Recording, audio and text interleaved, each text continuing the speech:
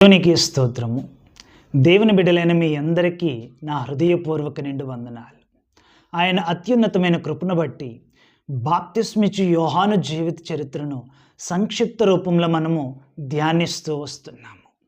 గడిచిన భాగంలో మనము చూసాము, యోహాను బాప్తిసం పొందడానికి అనేక మంది తన యొద్దకు వచ్చినప్పుడు, అయ్యా బాప్తిసం పొందితే సరిపోదు, ఏం చేయాలి దాని తర్వాత అనేది కూడా యోహాను చెబుతున్నప్పుడు జనులు అడిగారు, సుంకరులు అడిగారు, సైనికులు కూడా అడిగారు. జనులతో అన్నాడు, మీకు కలిగిన దాంట్లో ఇతరులను ఆదరించమని. సుంకరులతో అన్నాడు, ఎక్కువ వసూలు చేయొద్దని. సైనికులతో అన్నాడు, ఎవరిని బాధ పెట్టకండి, అపనిందలు వేయకండి, మీ జీతములతో తృప్తి పొందండి అని. మంచిది. అప్పుడు ఇది అయిపోయింది. యోహాను పరిచర్యను కొద్ది భాగాలుగా మనము చూసాము. ఇప్పుడు యోహానుకును యేసుక్రీస్తునకును లింక్ పెట్టుకుంటూ కొన్ని భాగాలు మనము ఇక నుండి ధ్యానం చేద్దాం. యోహాను పుట్టుక ముందే దూత సెలవిచ్చాడు కదా, ఆయనకు ముందుగా యోహాను నిర్ణయించబడ్డాడని. అన్నట్టుగానే జన్మించాడు, అరణ్యములో ఎదిగాడు, సువార్తను ప్రకటించాడు, బాప్తిసం ఇస్తున్నాడు. ఇప్పుడు ఆయనకి యేసు ప్రభు వారికి ముందు వచ్చి మరి ఆయనది ఎలా లింక్ చేస్తున్నాడో అది పరిశుద్ధ గ్రంథంలో నుండి కొద్ది భాగములు మనము ధ్యానము చేద్దాం. యోహాను ఇలాగో బాప్తిసం ఇస్తూ ఉండగా యూదులకు ఆసక్తి పుట్టింది. అవురా, ఎవరితగాడు? యోహాను ఎవరు? ఇతను మనకు తెలిసినంత వరకు జకరియా కొడుకే కదా, అంతకు మించిన విశిష్టత ఏమైనా ఉందా ఇతనిలో? ఇతను ఎవరో మనం తెలుసుకోవాలి. ఈ యోహాను ఎవరు అంటే జకరియా కొడుకు. జకరియా ఎవరంటే ఒక లేవీయుడు. అందుకని యూదులు అంతా కలగలిపి ఏమని నిశ్చయించుకున్నారంటే, లేవీయులను యాజకులను మనము యోహాను దగ్గరికి పంపిద్దాం, వాళ్ళే కాబట్టి కనీసము రహస్యం ఏదైనా ఉంటే తన వాళ్ళకి తెలియచేస్తాడేమో అని యూదులు నిశ్చయించుకొని యాజకులను లేవీయులను యోహాను నద్దకు పంపించారు. అయ్యా, నువ్వెవరివి? నీ గురించి మాకు తెలుసుకోవాలని ఉంది అని. చూడండి, యోహాను రాసిన సువార్త 1వ అధ్యాయము.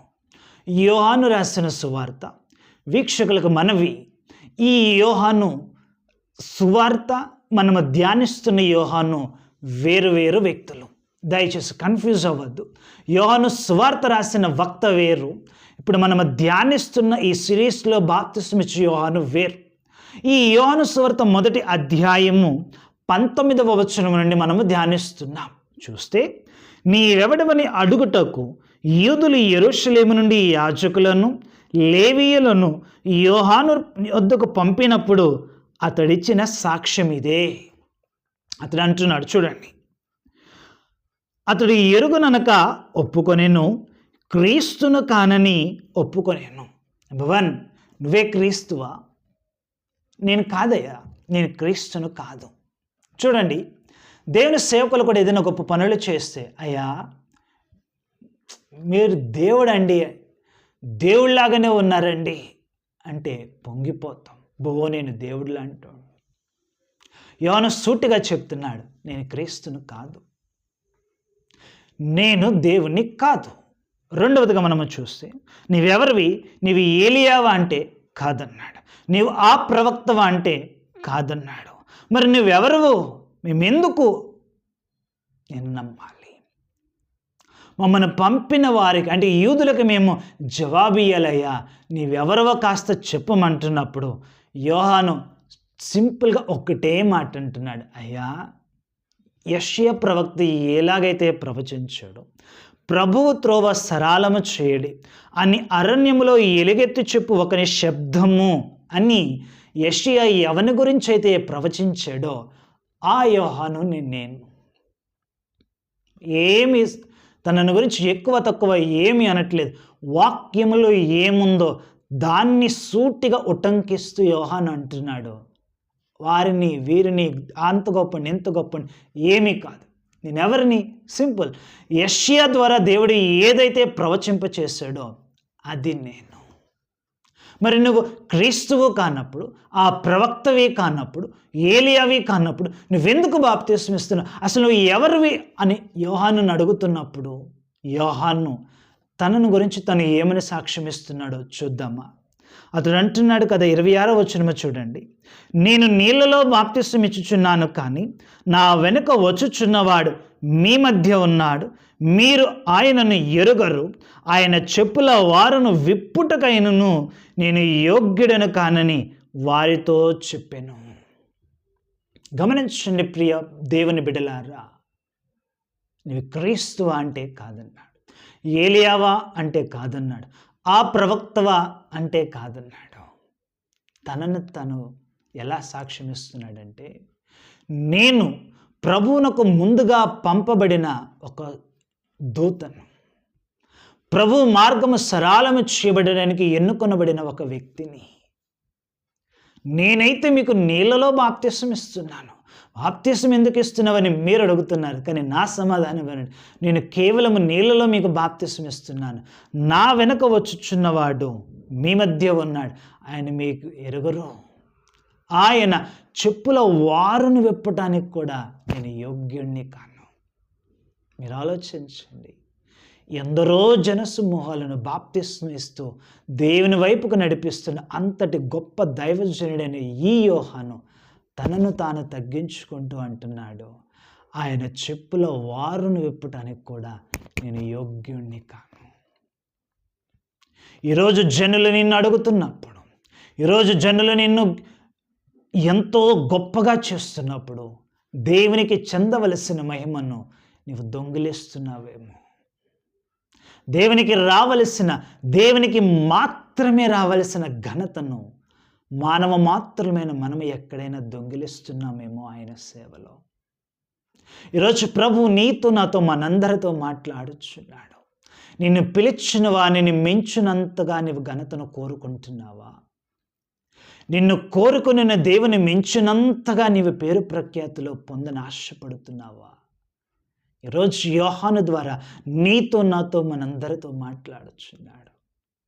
ఆయన్ని పొగడటానికి ఎందరో సిద్ధమయ్యారు, వద్దన్నాడు యోహాను. మరి ఎవరివని ప్రశ్నిస్తుంటే తనను తాను తగ్గించుకుంటూ అంటున్నాడు, అయ్యా నేను ఎవరు అనుకుంటున్నారు? కేవలము ఆయనకు ముందుగా బాటను సిద్ధము చేసే చిన్న సాధారణ వ్యక్తిని. ఇంకా చెప్పమంటారా, ఆయన చెప్పుల వారును విప్పటానికి కూడా నేను అర్హుణ్ణి కాదు. బాధాకరమైన విషయం ఏంటంటే, నేటి క్రైస్తవ సమాజంలో క్రీస్తునకు చెందవలసిన మహిమ క్రీస్తునకు ఇవ్వకుండా నేనది చేశాను, నేను ఇది చేస్తున్నాను, నేను అనే స్వభావము చాలా పాతుకుపోయింది. ఏదైనా చిన్న కానుక వేస్తే, ఏదైనా చిన్న కానుక సంఘానికి సమర్పిస్తే దాని మీద వారి పేరు లేకపోతే ఊరుకోరు. ఫ్యాన్ ఇచ్చేమా, కుర్చీలు ఇచ్చేమా, ఏమిచ్చినా వాటి మీద నా పేరు కావాలి. ఏ చిన్న పని చేసినా నాకు ఒక గుర్తింపు కావాలి, నన్నంతగా పొగడాలి, నన్నెంతగా హెచ్చించాలి అని. నువ్వు ఆలోచన చెయ్యి. నువ్వు చేస్తుంది మనుషులు నిన్ను పొగడాలన్నా, నువ్వు చేస్తుంది మనుషులు నిన్ను హెచ్చించాలన్నా, ఎవరి కోసం చేస్తున్నావు నీవు? ఎవరి మెప్పు కోసం చేస్తున్నావు నీవు? నువ్వు చేస్తున్నది మనుషుల మెప్పు కోసమా? అయితే నేను నిన్ను అడ్డగించను. కానీ ఒకవేళ ప్రభువు నిన్ను మెచ్చుకోవాలి అని నీవు ఆశపడుతున్నట్లయితే ఈరోజు నీకోసమే దేవుడు మాట్లాడుతున్నాడు, విను. యోహాను తనను తాను ఎంతగా తగ్గించుకుంటున్నాడో నీవు వింటున్నావా? దేవుని సేవలో నిజంగా నీవు వాడబడాలి అంటే, దేవుడు నిన్ను హెచ్చించాలి అనంటే, దేవుడు నిన్ను దీవించాలి అనంటే మనల్ని మనం హెచ్చించుకోవటం కాదు సోదరా, మనల్ని మనం హెచ్చించుకోవటం కాదు తల్లి. ప్రభు నన్ను మనలందరినీ ప్రేమిస్తూ అంటున్నాడు, నీవు తగ్గించుకో. నీవు తగ్గించుకుంటే ప్రభువు నిన్ను హెచ్చిస్తాడు. నీవు దీనుడిగా ఉంటే ప్రభువు నిన్ను దీవిస్తాడు. నీవు దీనురాలుగా ఉంటే ప్రభువు నిన్ను ధన్యురాలినిగా చేస్తాడు. అలాగున దీనులముగా తగ్గింపు కలిగి ప్రభువు చూసేలా పరిచర్య చేద్దాము. దేవుడు నీ పరిచర్యను, నా పరిచర్యను సమృద్ధిగా దీవించునుగాక. ఆమేన్.